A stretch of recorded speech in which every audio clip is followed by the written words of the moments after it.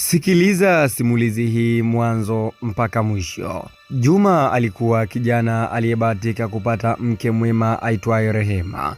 Walibarikiwa na mtoto mmoja wa kiume aitwaye Adamu mwenye umri wa miaka 7 tu. Maisha yao yalionekana ya kawaida, japo nyuma ya pazia Juma alikuwa ameanza uhusiano wa siri na mwanamke mwingine aitwaye Neema.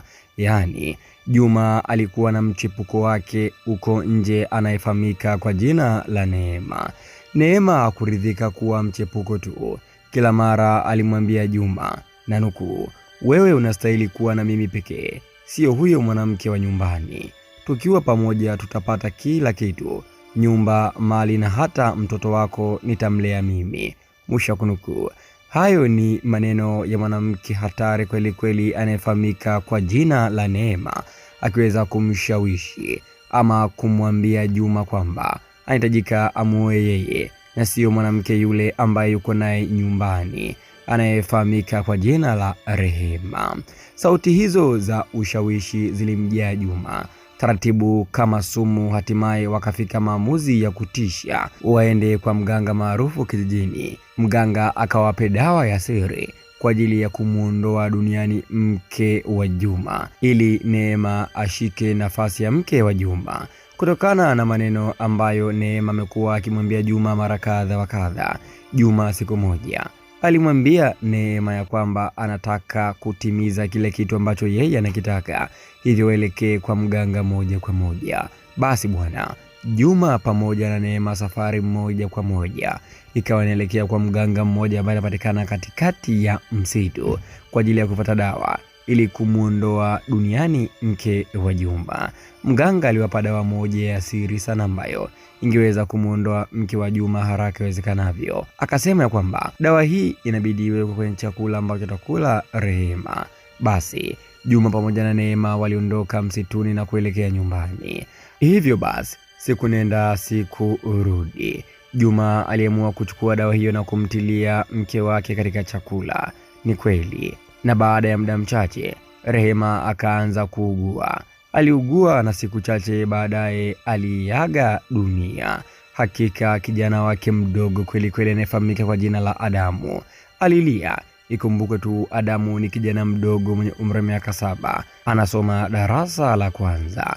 Adamu alilia kweli kweli mara baada ya kupata taarifa ya kwamba mama yake ameiaga dunia, huku Juma kwa upande wake pamoja na Neema wao ni vicheko, vifijo na nderemo.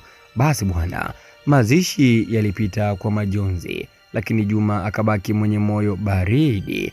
Neema akaingia nyumbani wazi wazi kama mama wa nyumba. Maana yake mara baada ya mazishi kufanyika, wiki moja kupita, Neema aliingia ndani katika nyumba ya Juma na akawa mama house ama mama mjengo. Neema alizani amepata, lakini kumbe alikuwa amepatikana. Neema alikuwa akimtesa sana mtoto wa Juma aitwaye Adam. Adam wakati kwenda shule ndio kipindi ambacho Neema anamwambia afanye kazi mbalimbali za nyumbani kama kufagia uwanja, kuosha vyombo, na kuna wakati mwingine Adam alikuwa haendi kabisa shule kutokana na kazi mbalimbali ambazo alikuwa akipewa na mama yake wa kambo huyo aitwaye Neema.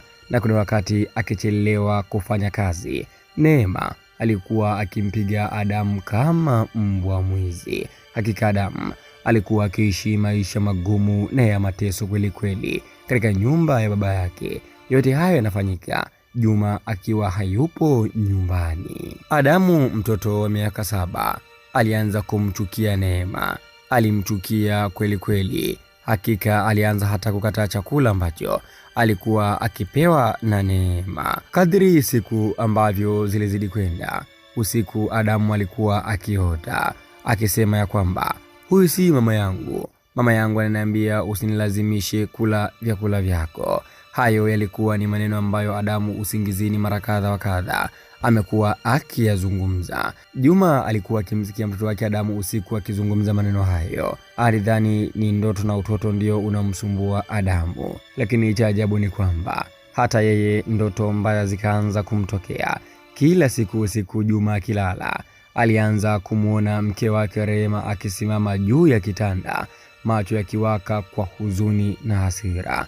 Alipoamka alisikia sauti ya mtoto akilia chumbani akisema mama yake alikuja kumtazama.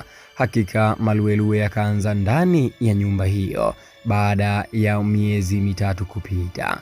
Baada ya kifo cha Rehema, mambo yakawa mabaya zaidi. Usiku mmoja, Neema alipoandaa chakula, Adamu alisimama mlangoni na kusema kwa sauti ya kutetemesha, mama anasema msinilazimishe kula, dawa mliomwekea yeye nyinyi itawafuata.